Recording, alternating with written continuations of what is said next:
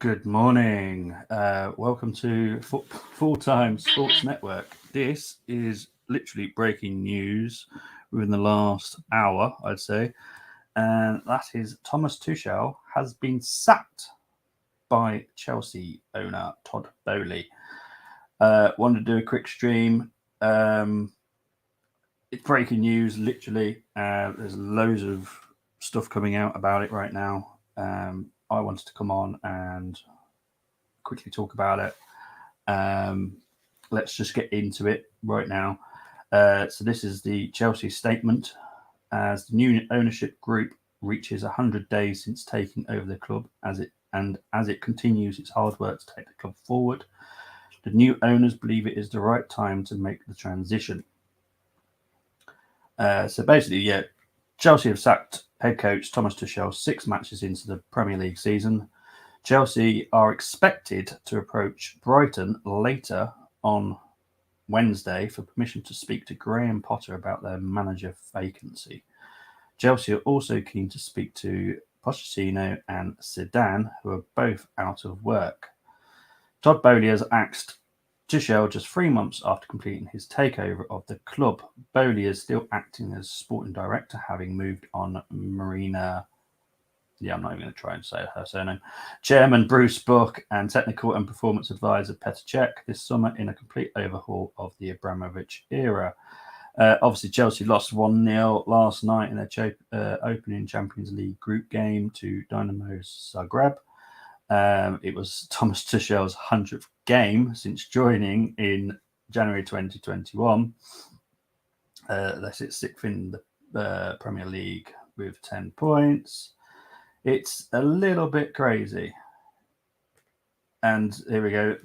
Full-time sports was saying, if I'm Potter, I'd stay at Brighton. You know what? Yeah, the funny thing is, there was a piece of work that the EPL did yesterday, and weirdly, they had a prediction of coming sixth yesterday. And weirdly, they lost last night. Today they've been sacked.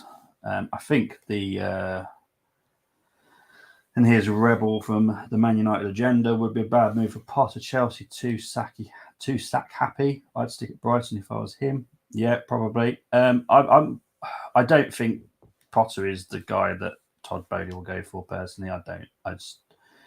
I'll be surprised. There's a lot that's not talked about with Graham Potter. I know some certain information about him. I don't think that Todd Bowley would be right to go down that route. A club statement regarding Tuchel on behalf of everyone at Chelsea Football Club. The club would like to place on record its gratitude to Thomas and his staff for all the efforts during their time with the club. Thomas will rightly have a place in Chelsea's history after winning the Champions League, the Super Cup, and the Club World Cup in his time here. As the new ownership group reaches 100 days since taking over the club, and as it continues its hard work to take this club forward, the new owners believe it is the right time to make this transition. Chelsea coaching staff will take charge of the team for training and their preparation of upcoming matches as the club moves swiftly to appoint a new head coach. And then it goes on to say, Tuchel said he was angry at himself for a huge underperformance during the Dynamo Zagreb defeat, his final game in charge of the club, and suggested his side are currently lacking hunger and determination. So what I'm going to quickly do is go through the Chelsea fixtures. Let's probably so none of this is really planned. I've literally come off a work call to come on and do this. So just bear with me. I haven't really prepared anything. This is all off the cuff today. I don't want fixtures. I want results. Well, actually, we will talk into fixtures. So then let's talk about their next five. So they've got Fulham away on Saturday, 12:30 kickoff. Then they've got Red Bull Salzburg next Wednesday. Then they're playing Liverpool at home. And then I'm guessing there's an international break. Yeah, there's an international break. And then we were into October and they're playing Crystal Palace away. Then they got AC Milan at home, Wolves at home. So, yeah. But if we go into their actual results itself. So, yeah, they've just... Okay, let's go to the beginning of the season. That'd be a lot easier. Right, so they overcame Everton 1-0. Wasn't the greatest performance. Chelsea game against Tottenham, that was a good performance. Big up to Cole. Big up to Cole. I hope you're doing well, mate. Exactly, Rebel. I think Potter would be perfect for Arsenal, personally. It's too quick for me, but it's entertaining. Yeah, like I said, there was a piece of work that was done. I may have nothing to do with it, but weirdly, they came sixth in this piece of work, and the following day he gets sacked. So yeah, Chelsea's expectations have had to be lowered due to an error at Chelsea. But anyway, we're going to Chelsea-Tottenham. Chelsea were very good in this game against Tottenham. Now, that either says Tottenham were really, really bad and Chelsea looked good because Tottenham were that bad, or Chelsea were good. And they were good. And then they went on to lose 3-0 to Leeds. That was an awful performance. Then they just about overcame Leicester 2-1. Then they lost to Southampton 2-1. Then they just about beat West Ham 2-1. And then they lost last night to Dynamo Zagreb 1-0. So you can understand the panic, because you're Chelsea Football Club. You've spent, how much have they spent? Let's get into that as well. There's a lot of talk saying it's 300 million. On the top of my head, I can't tell you. So I'm just going to quickly I'd rather Google it and use people that I normally use to tell me exactly how much they've spent, because that's always helpful. So they have spent this summer 253.79 million. So it's an outlay of 200. It's not looking good, is it? You kind of need, you just need a better performances than you've got. The Tottenham one has been the only one I've gone, wow, Chelsea look all right, Mate, I can't wait for you to hear. I know you're at work. I've literally come off a work call, which explains why I'm not actually wearing a football shirt for once. I've actually just come off a work call. I've got another stream doing a bit as well. But yeah, I had to come on. And talk about this. We're all talking about it in the WhatsApp group, and I was thinking, it has to be talked about. And it is. It's crazy. But it's kind of sensible on Todd Bowley's half to get rid now, because, there is no performance from Chelsea. There is nothing there. They've spent over 200 million. You can say if you agree with the signings or not, but Thomas Tuchel wanted these signings.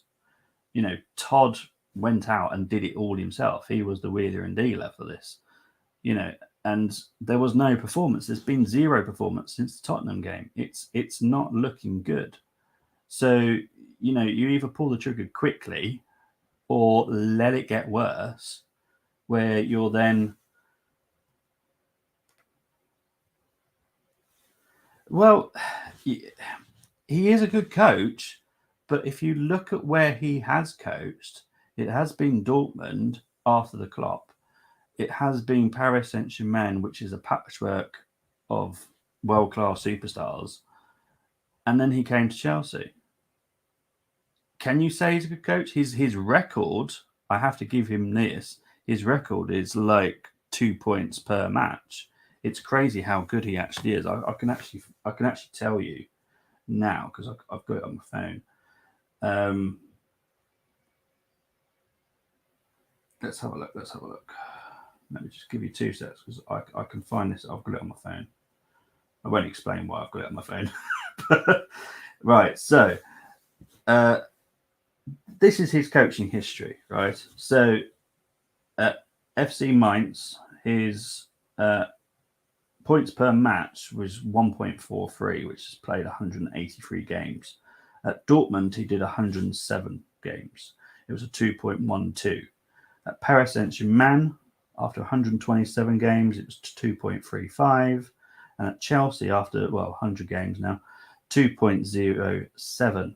So the average points per match for Thomas Tuchel is 1.93. It is a very good record, but the start of this season has been absolutely awful.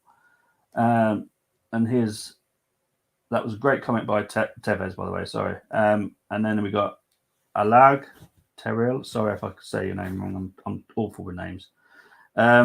Chelsea plays bad football since the beginning of the season, despite spending so much in transfer window. I saw it coming because Chelsea is so boiling to watch at the moment. You are spot on. For that, for me, this is crazy. This, I get the panic from Chelsea fans. I understand it. I really do. But the performances, I've seen a lot of Chelsea this season. I didn't see the game last night. I wanted a night off football. But I saw the Chelsea performance against Tottenham. That was very good. I saw it against Leeds. Awful. West Ham. Awful. Leicester. Awful. You can't keep having those performances. And for Chelsea, Champions League is mega, mega important. It is so vital for them that they, one, get through to the next stage, two, don't get knocked out. It's madness, absolutely madness. But on the other hand, Todd is going, okay, this is not looking good, people. Our fans aren't happy. I've seen so many different clips on TikTok and YouTube about how divided the fans are getting now. It's getting slightly worrying. So and Thomas Tuchel obviously isn't a coach that is particularly approachable, let's say. So it is. Oh, here's Rebel. Hello, mate. How are we doing? Yeah, I'm not bad. You have your say because I've spoken too much now. I said I'd jump on and join the 36 wonderful people that are literally wondering what the heck is going on at Chelsea FC. Obviously, new owners there last summer after the incident with Roman Abramovich, and it looks like even though they were doing pretty well and keeping touch in pace in the league, after one bad Champions League result, Tuchel's out the door and without a job. Last year, remember, Real Madrid lost to Sharif in that famous Champions League game. Guess what happened with Real Madrid? They won the Champions League. Yeah. So for me, there's a lot of lack of patience here. And Tuchel straight up got RKO'd the heck out of nowhere by Todd Bowley because I think it was very reactionary by the owners. And unless they were using it as an excuse to clear the decks and get in their man, it's something that just doesn't make sense in reality, in my view. And when you look at the caliber manager that's available, like Pochettino has been turned down by multiple clubs that have looked at the prospect of taking him on. As you know, Manchester United were speaking with him when they were looking for their new manager, and we opted for Eric Ten Hag. So if Chelsea are going for that type of manager, someone that was attached to the likes of an Ajax, it's going to be very difficult and very disruptive to do. So you would have thought that the logical option would be, look, Thomas, we're going to get rid of you in a couple of weeks' time. We're exploring options and do their work in the background. They haven't done that. They've canned them. And looking at the betting odds, they're saying that Graham Potter is going to be the favourite. For me, that doesn't make any sense for Graham to take that move. I would fancy him at a club like Arsenal that will allow him the time to bed in, get the squad into his mould, and then review. But of course, I'm going to dictate now over to Colin because he's jumped in to give his say. But if you do like what you're seeing in the content, please do give the channel a subscribe and a like. We do appreciate it. And if you didn't catch it and you're into fantasy football, we did a fantasy football show live yesterday. So it's available for watch back. There you go. Cole, have your say, mate, because I know you've been dying to. Yeah, I am at work, so if it's a little bit less like what it used to be, normally is, I do apologise. I think that this is absolutely disgraceful by Chelsea. I really do. Okay, the matches haven't been great, but if you look at them, they've won 3, drawn 1, lost 2. That's still 1.6 points per game. Yes, they've had a shock defeat in the Champions League, but it's Thomas Tuchel. If you look at what he did last season, he got 2 points per game average. And when he was at clubs like Paris Saint-Germain, it's only 0.15 less than what he got there. And Paris Saint-Germain had a better team. I think that they should have given him a little bit more time, to deal with this. He's got some new players in. They need to bed in. They need to find their feet. So that's a big contributing factor to it. I understand, obviously, like I said, his points and everything, they're not where they want to be. But I think this will come in for a long time anyway. I think this will come in as soon as the takeover happened because, what a new owner wants his manager in there. That's what it is. I think that's what this is. So who do you think that Bowley wants? Do you think he's already got someone in mind? And who is it? I think that he wants Potter, but I think they're going to end up getting Pochettino because, as far as I'm aware, Pochettino is free. They're going to have to pay Brighton for Potter, and I don't think they'll want to do that. So they'll probably go and get Pochettino. Okay.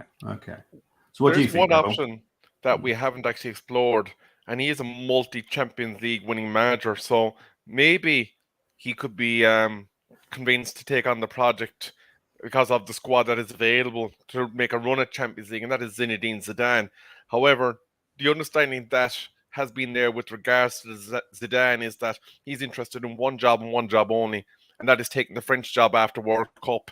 So if that is what is on his mind, I would imagine he's not going to jeopardise that at this point when he's so close to possibly getting his hands on it.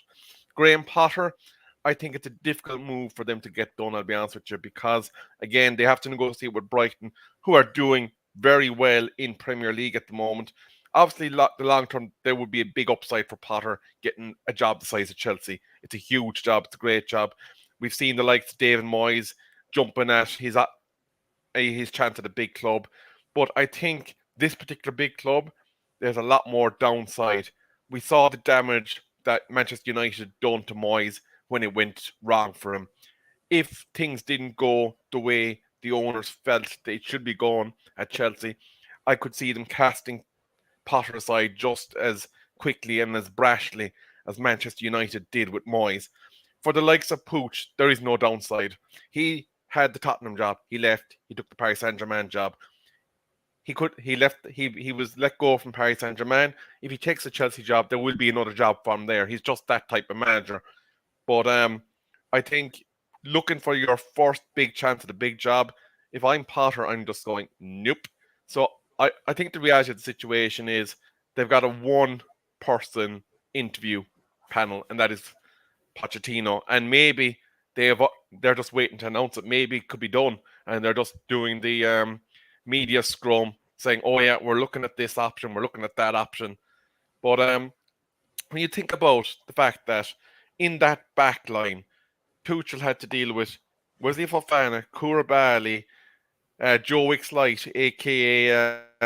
Cucurella, all having to bed in and get used to the system that they wanted to play. It just does not seem like they gave him the opportunity. And if it was a case they wanted to move him on at the start of the season, we've seen it before in takeovers. Lads have been told, thank you for your service, but you're not the man that I want to lead my club. And they parted ways. So Pochettino was available when he took over. So I'm not sure if the addition of saying, well, it's Poch, he's taking the job, makes sense, because they could have done it when he came in day one. Yeah. So my question is, and Colm, you can chip into this as well, to be honest, is from the Chelsea-Tottenham game, which for me, Chelsea were very good. They were very, very, very good performance. That What has gone wrong so quickly?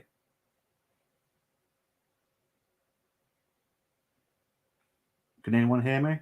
He's Yeah. muted, I think. Oh, there Oh, we yeah. go. Yeah. I'll mute it so we didn't get feedback. I'm on my phone. Okay.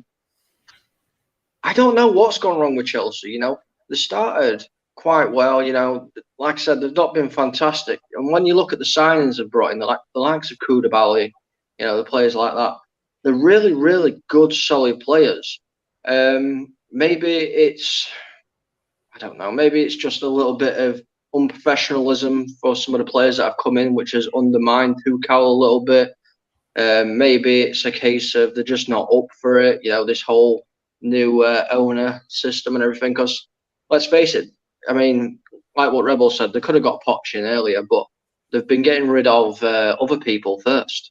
You know, the director of football and everything. The new owners have got rid of them before they've decided to get rid of Tuchel. So, you know, I think this were always going to happen, but I'm not sure what's happening at Chelsea. You know, I think a lot of clubs seem to be struggling this season, and it's a lot of the bigger clubs that seem to be struggling this season. Yeah. Actually, interestingly, and this is a theory that comes in from the Man United Agenda's own Talk MU. He's saying Chelsea are a joke of a club that Todd thinks he can just throw money at it to solve the problems, but he's speculating that given the squad that Aston Villa have, he'd be surprised now if their ownership don't kind of go, okay, there's an opportunity here. Let's sack Stevie G and get Tommy Tuchel in to manage our squad. That would be one heck of a shock, I have to admit. Oh, here's Ian as well. Ian. Hi. Hello, mate. You're right. Yeah, I thought I'd join you, Adam Mo. Yeah. So, but what Talk MU was saying, I'd be shocked if that happens. I think Thomas Tuchel will probably get because I think the Leipzig coach is under threat at the moment as well. So he's been sacked. Oh, he has been sacked. Well, I'm expecting Thomas Tuchel to go back to Germany, to be honest. Go on, Ian. Have your say, because I know you're dying to. No, not necessarily. I just had some spare time. I'm going to come from a weird direction. I don't know if any of you, the rest of you, have recently divorced, have been divorced, or thought about the mental turmoil post-divorce, yeah? Because ever since Thomas Tuchel got divorced and went off with the Brazilian girl, obviously there's big life troubles, young kids, etc. He has been almost like slightly imbalanced, incredibly angry. You know, he used to be the calm, rational, almost mathematical German. And just the last 2 or 3 months, post obviously all this stuff in his personal life, I can imagine he's like a bear with a sore head in the training ground. He's snapping people's head off. And if you've got what I often found in business is the Americans are very professional, very articulate. Professionalism is right at the top of the tree. And if you're faced with a manager who is going through this hailstorm of emotional outbursts, they may feel they can't work with this guy. So I wonder whether that's all connected, that actually what they've seen behind the scenes is a guy losing it. And you can, you know, that thing with Conte, etc. You can, if you're a hot-headed Italian, you can explain it.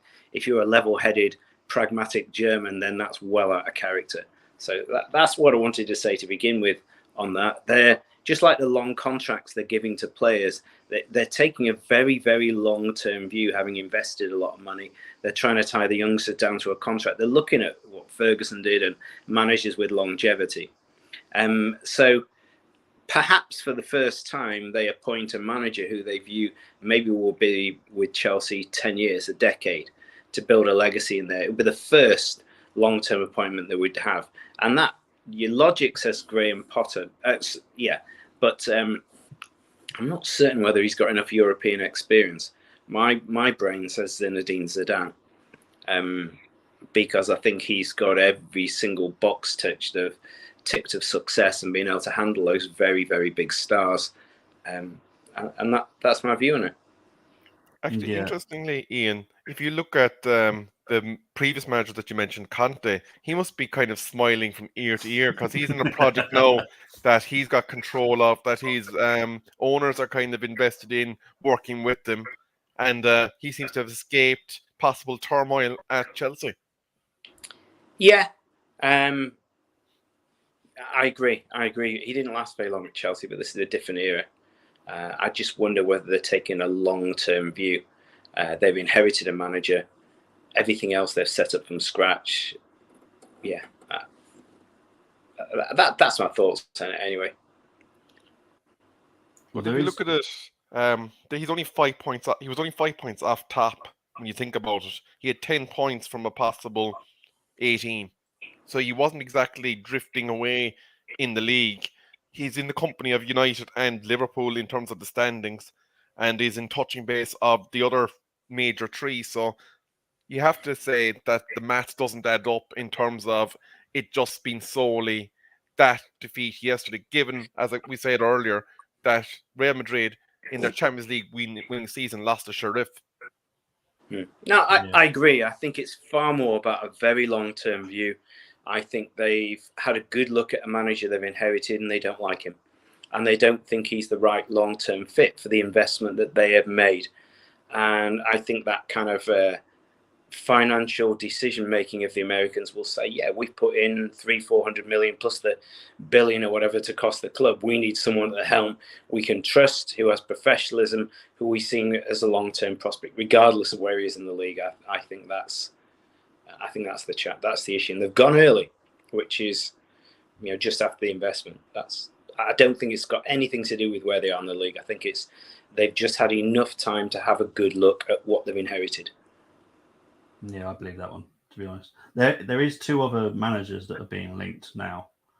Roger Schmidt, Benfica coach, and a very strange one, which is Ruben Amorim, who I believe is a young coach. I don't know where he comes from there. Does anyone know where Ruben Amorim comes from? Oh, is that Sporting Lisbon? Okay. I never heard of him before. I'll have to have a look at him.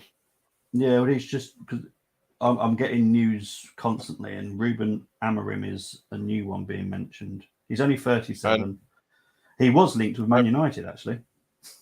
I have another one actually to mention. Apparently, that's been linked again is Joachim Low.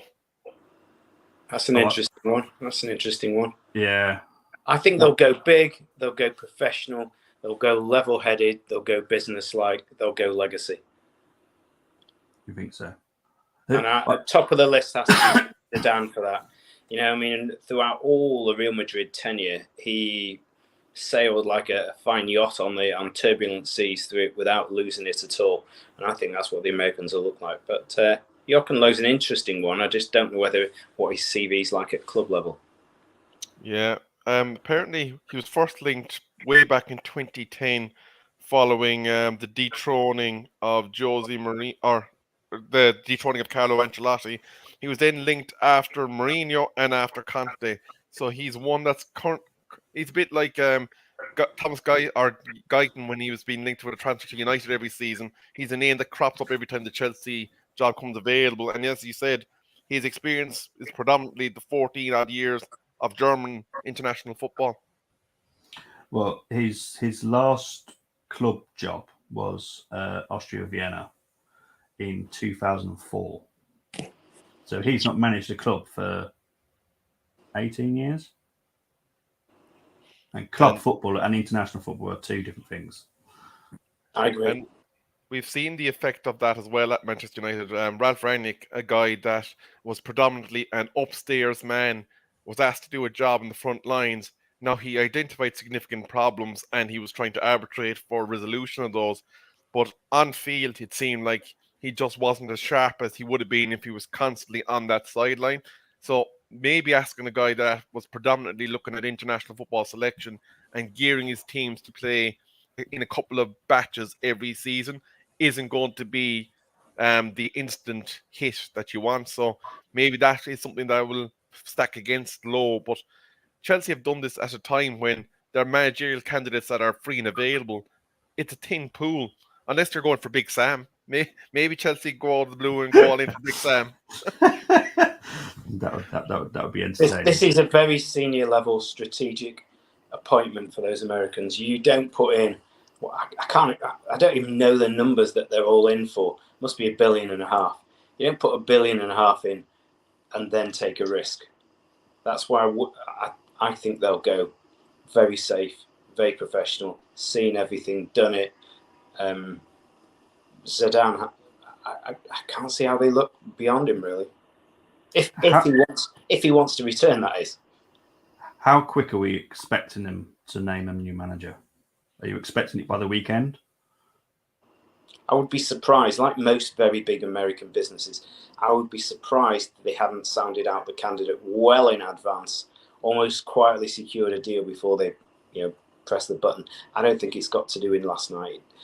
Surely it's not a knee-jerk. Just surely, having invested $1.5 billion, you don't do a knee-jerker. What about you and Rebel and Colm? I'll let Colm go first because he hasn't spoken in a while. Yeah.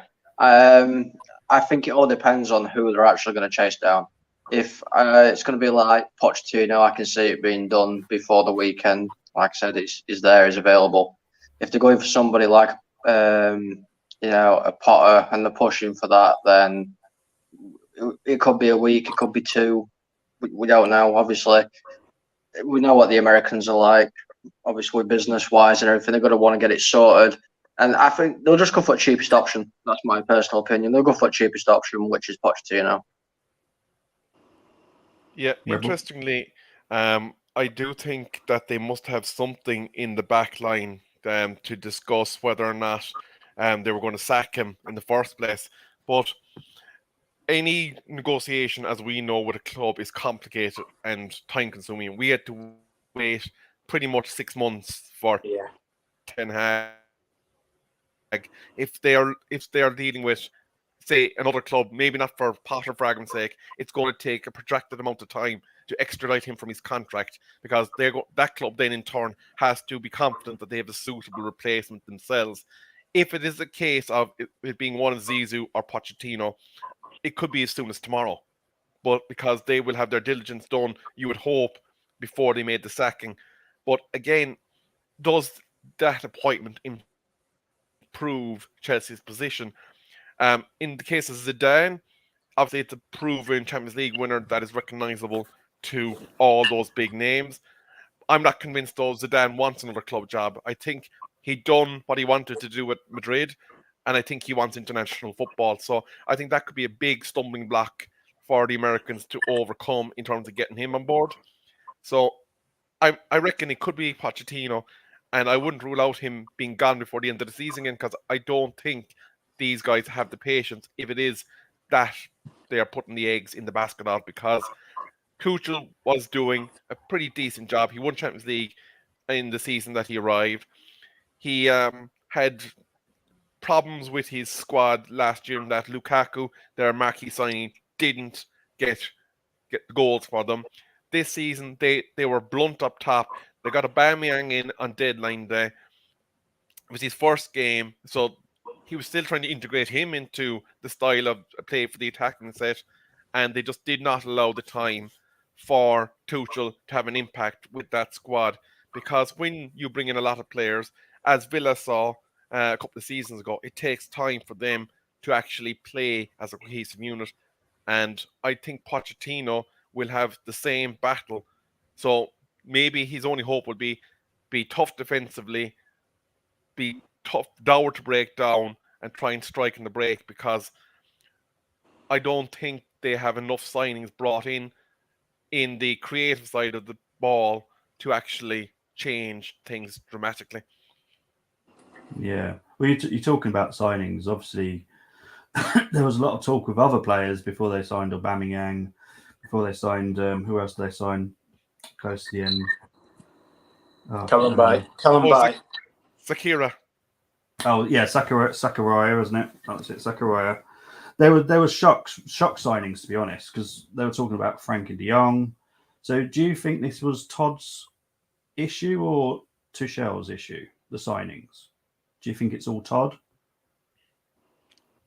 Well, for me personally, I think the Chelsea director of football would have been working in conjunction with Tuchel in order to identify targets. The problem being is that they stacked heavily in a defensive core. They spent big money on Koulibaly. They spent insane money on Wesley Fofana.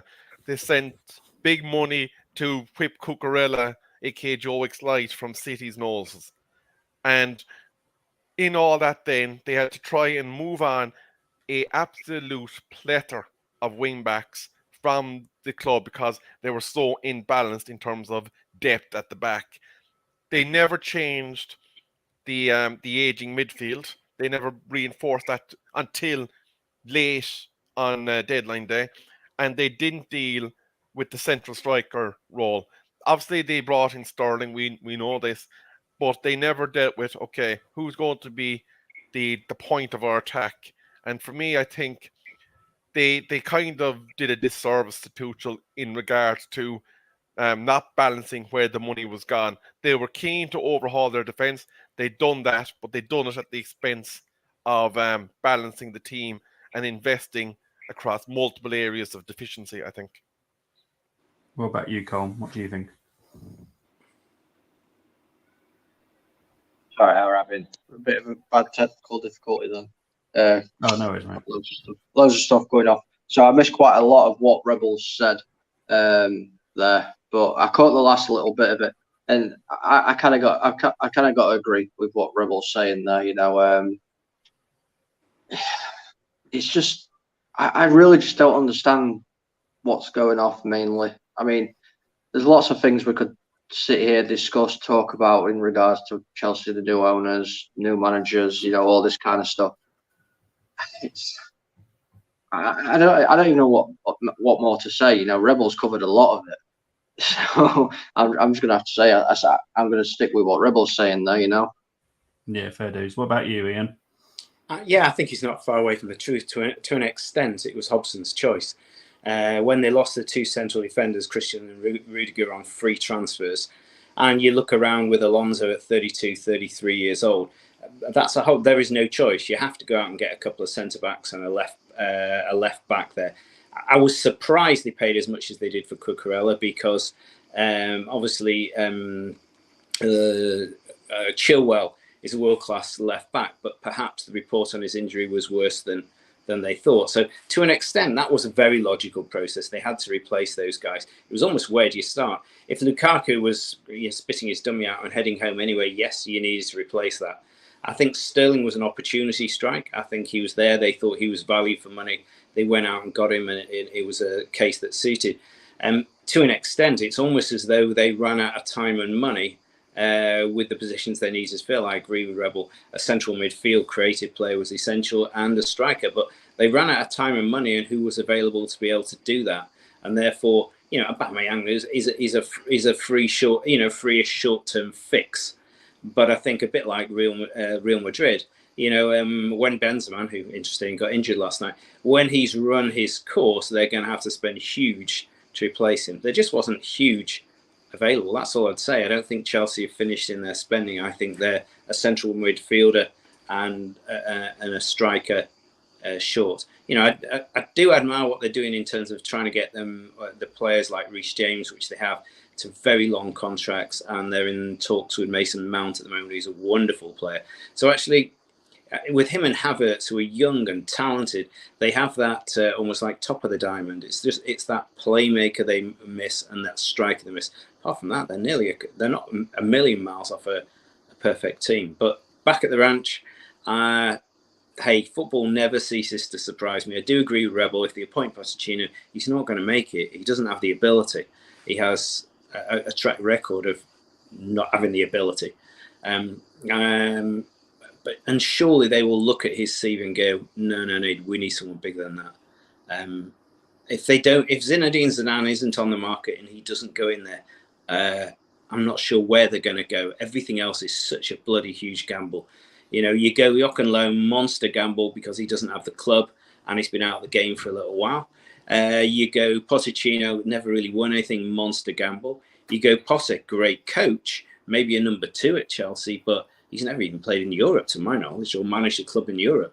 That would be a very big gamble. And after you've invested $1.5 billion, shit, I don't think there's why gamble? You can't gamble without that sort of investment.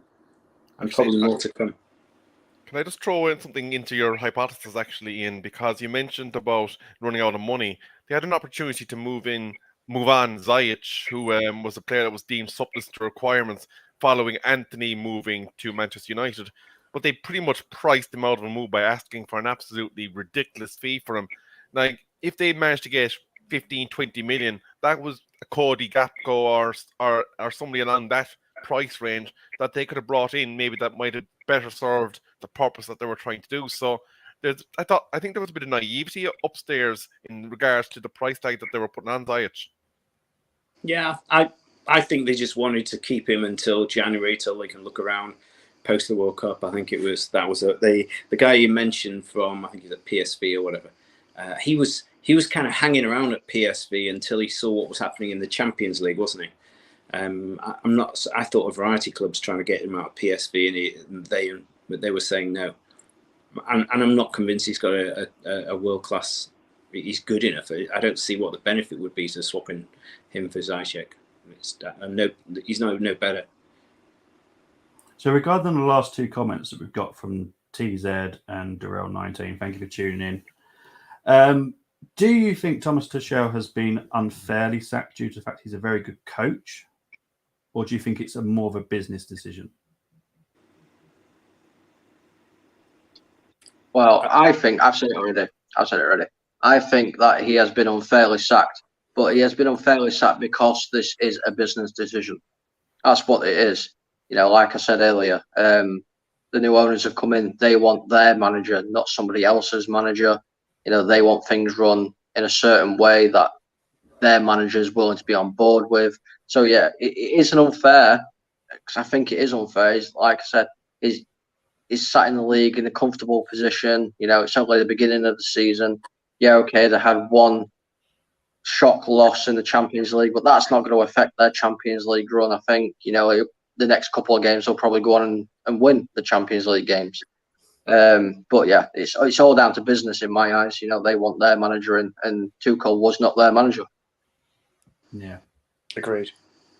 You know, looking at that, then, to be honest with you, if it's down to a business decision, you'd say, to quote the McMahons, that what they've done is bad for business, because in essence, they were giving a man that has Champions League winning pedigree, his P45.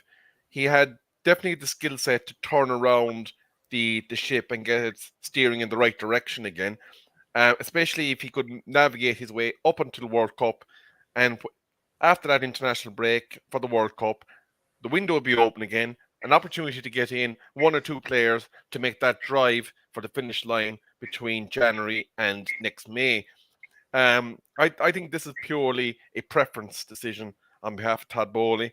I think he decided in his head, okay, I want to get rid of this guy, but unfortunately, I would be going against the grain of the Chelsea fan base if I remove him now, because, as stated, Champions League winning manager for the club, had done very well in the operations of putting Chelsea in around the silverware conversation throughout his tenure, but just wasn't the guy that Todd Bowley wanted steering his ship. So, business decision, I think, in the footballing sense, it's going to turn out to be poor, but who they bring in is now going to be key to the direction that Chelsea FC ship sails for the rest of the season. Yeah, spot on. So, has anyone got anything else to add on this situation that's happened today? No to call. Ian? No. Happy smiley City fan down there, but yeah. Yeah. No, I think it's a long-term view. I think they had a good look at him, and what we're discussing things that maybe we can't see. If he's been a bear with a sore head around the training room, pissing off executives because he's in a bad frame of mind because what's been happening in his life, they could have just thought, we can't work with him. Actually, interestingly, just to give you, without talking about betting itself, Potter is the overwhelming favourite. Pochettino then is less likely, and then Brendan Rodgers, Zinedine Zidane, Diego Simeone and Allegri are, as far as the bookies are concerned, not even in the conversation. Simeone's an interesting one because, again, if you've got a 10-year project, he's young enough, experienced enough, he's nothing more to achieve at Atletico. They've got very limited finances there.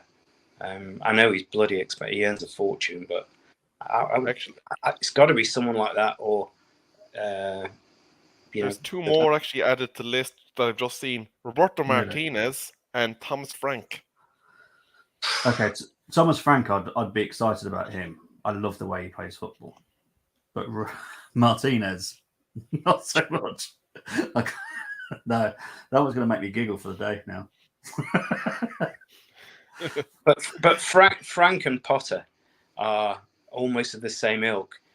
Really proved it at club level. Nothing on the international stage or the European stage. You could take a decision between those two almost blindfold. They're a similar pedigree now. I'm still not convinced they're going to go for potential. Surely, with that level of money they put on the table, surely they're going to go for the done deal. Yeah, I could see a Villa going for Potter, definitely. But it'd be like he'd jumped two squares on the drafts board instead of one. Yeah, you got a point. Rebel, any final words?